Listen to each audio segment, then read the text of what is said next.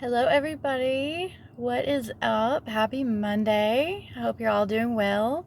I'm doing fabulous. I am having a wonderful day off. It's beautiful outside. I already went for my walk. I went to the spiritual store. I got some good food I'm about to eat. So this won't be long because I'm really hungry and I want to get at it.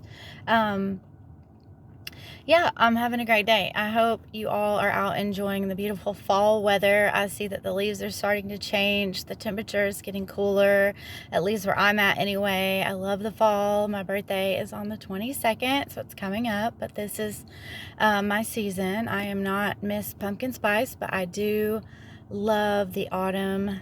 It is just my favorite. I love that I was born in that season. I just wanted to get on here and give a quick message because I usually make messages on Monday. Something has been on my heart and it kind of popped back up a little bit when I met someone unexpectedly on Saturday. So I wanted to get on here and just talk about that for a little bit.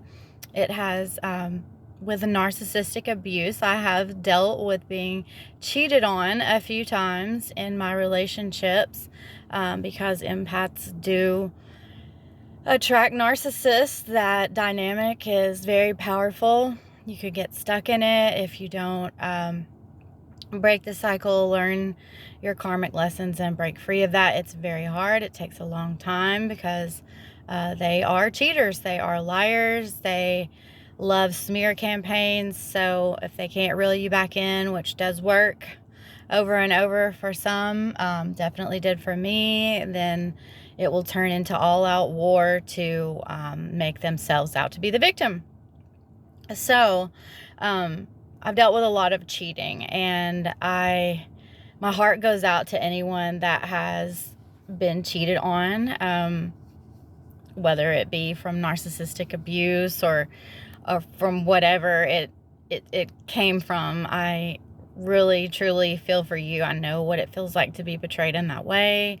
I have never cheated in my relationships as an adult. Now, when I was younger, dating as a young adult and in high school, I definitely had moments where I was not truly faithful to my boyfriends, and in turn I thought that was karma that I created for myself in the future, and maybe this was why I did get cheated on as an adult. But I never cheated in my marriages. I don't care what anybody says. I know that that is true, and I just simply wouldn't do that. I took my vows very seriously. So I did encounter someone at my work, and they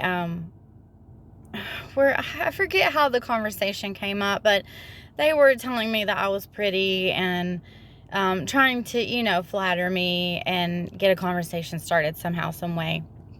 And then said something about how their grown children had been through something similar to what I'm going through, because I did just mention a custody battle like for a second. And they were suggesting that they knew judges and they could help me, and I told them that God is helping me. I don't want any kind of underhanded help in that way, that the truth would come out, justice will prevail, yada yada. They said, would you ever consider doing something crazy with an old man? Because this was an older gentleman, and I use gentleman loosely. You'll see why. And I just kind of brushed that off. And then they talked about how long they had been married, pulled up a picture of their wife, talking about how lucky they were and how beautiful she is. And I concurred with that. I said, yes, she's very beautiful. It's nice that they'd been married that long. It's definitely not an easy thing to do. They left. We parted ways. Everything was great in the end of that conversation. And then they came back and they very much smelled like alcohol. And I want to tell you guys again, I'm not condemning alcohol altogether. I'm not judging you if you drink alcohol, just because I don't anymore. I very much used to. I don't think there's anything wrong with celebrating with alcohol, having a toast with some champagne, your birthday, your anniversary, you got a new job, whatever you want to celebrate. having a glass of wine with dinner, throwing a few beers back during football season. Having a good time with alcohol is great if you use it in moderation and you don't use it to cover up your wounds, your hurts, to try and wash away those pains with alcohol. But if you are going through a hard time in life, if you are not trying to actively heal and you have some open wounds, if you have some things that need to be addressed, put the alcohol aside, please. It does not solve anything. It magnifies your problem, if anything else. And when you're drinking and you're making bad decisions, you, first of all, are susceptible to being used during spiritual warfare. It's much easier for yourself to be open to things attaching themselves to you and therefore using you as a vessel, using your vessel to carry out spiritual warfare. But two, you're just going to create more problems for yourself. It's going to make those hurts, those wounds seem fresher. You're going to make bad decisions. Therefore, you're going to keep creating more problems for yourself that will add on to what you're already hurting. It doesn't solve anything. It may make you feel happier in the moment because you're forgetting about it for a second. And then make you pass out and go to sleep, so you're not going without sleep. You're not staying up all night, sleepless nights, because you're worried and anxious about the problems that are in your life. It's just a momentary fix. It's just for the moment. It's not going to fix anything long term. It's going to create more problems. Please put the alcohol down if you're going through rough times, if you have not healed. Put it aside until you're in a healthier place and you know how to use it more responsibly and you're not using it to be a Band-Aid in any way, okay? So the gentleman came back smelling like alcohol, tried again to tell me just how attracted he was to me and would I do something crazy with an old man. And I said, are you talking about you being the old man that I do something crazy with? I said, after you just showed me a picture of your wife? And he said, yes, why not? Let's do something. You want to just go have fun? And I said, no, first of all, God help me if that's if that's what people think of me, that if you're attracted to me that I want an older man, or I want to go do something crazy and I'm not being respected or put on the pedestal that I should be, being the empress that I am, because I am star of the show, or I don't play, baby, period. So I don't think I'm ever going to fall for that. But as a woman that's been cheated on, I never, ever want to be the cause of that pain for another woman, because I know exactly what it feels like. And I will not participate in that with you. I just will not be the cause of that. And women always find out, whether it's instant or it's years down the road. Everything done in the dark will come to light. So I will not be your little playmate. I will not be your side piece. I will not be your dirty little secret, your partner in crime, your someone that doesn't deserve to be in the spotlight, someone that's not deserving to be on your arm and out with you in public all of the time. I will not creep. And I very much feel disrespected if anyone thinks that I am that type of person, because I will not do that with you. But I told him that I would not do that. And he said, well, would it help if I told you what she had done to me in the past?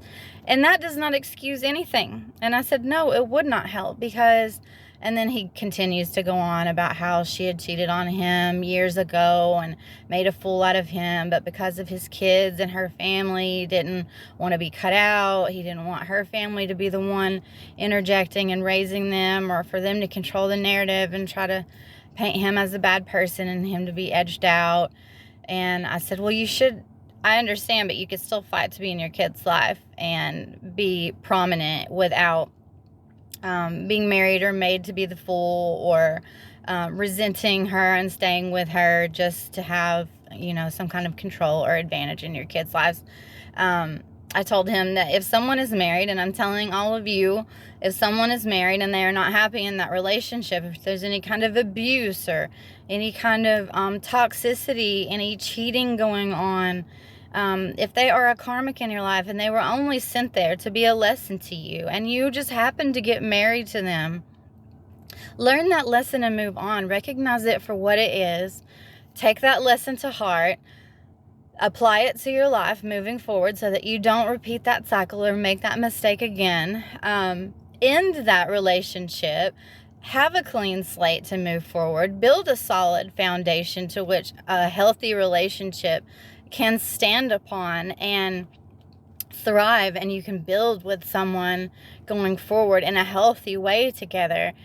Then do that. But don't go behind someone's back, and don't think that revenge, tit for tat, is gonna set things straight, that this, settle the score in any way. That is not gonna work. That just builds more toxic behavior, builds more of an unhealthy relationship. And again, everything will eventually come out. What she did came out. What he did will come out. God knows how many people he has done this with and it's worked, or he's tried to entice them with money or whatever, a good time, flattery, however he's reeled them in, and this has worked before. I feel sorry for those people that didn't know their worth and fell into that trap, because Jezebel spirits are very real. They attach to you. Lust demons attach to you. These people will try to entice you. That's the devil. That's a test. Pass the test. Don't fall for it. You tell those people that you are worth more than that, and you know your worth. And if they want to be with someone else other than their spouse, then leave the relationship. End it. And then start over with someone new. Go out and date all you want if you do want someone other than your spouse. But don't go out and try to demean someone and disrespect them by offering them something very small and cheap. And at the same time, disrespect your spouse by breaking that vow, breaking that promise that you made to them, and then sharing yourself, who you promised to only them, with somebody else or many other people. That's gross. That's trash. That's low. That's very, very low vibrational. Don't be that person. Don't be either of those people. Don't fall into that trap. I also met someone else that's going through a divorce with someone that I used to be in a relationship very early in my life. I feel sorry for anyone that has been cheated on. Definitely did not expect to hear that from them, because I did not know that my ex-boyfriend was going through a divorce. I did hang out with them years ago. It's been years since I've seen them. I know that him and his wife are going through a hard time right now, and I definitely pray for them. It's probably been at least 6 years since I've seen him. But I found out that he had cheated on his wife. It's very disappointing, because I do put people like that on a pedestal and pray that they would never do that to their spouse, and that they would respect their spouse and be an upstanding person in the future. I always want the best for them, even if we didn't work out, that they would, be a very good husband and father in the future, and pray for them to be a godly person and to walk with Christ and respect their vows when they do find someone that they want to marry. So, I never knew that he had cheated. I never knew that their relationship wasn't going to make it in the end. I had a hint that he would want to cheat, but it wasn't going to be with me, and I made that very clear. But I didn't know that he had found someone else, and eventually turned out to be a disappointment to his wife. That, guys will try, and that eventually they will find someone that doesn't know their worth and will fall into that trap. Someone that needs to learn their karmic lessons. Let them learn them with someone else, though. You know your worth. Don't do that. Don't do that to yourself. Don't do that to the person that they're with. Please don't. It's only creating more hurt for yourself. It's creating hurt in that relationship, especially if they have children. The guy that I met that was trying to entice me ended up calling me chicken shit several times, because I would not follow him down that road of cheating and doing something fun and wild with an old man. I have big dreams for myself, baby. I am walking with God. There is no way that I want to have some romp with an old man.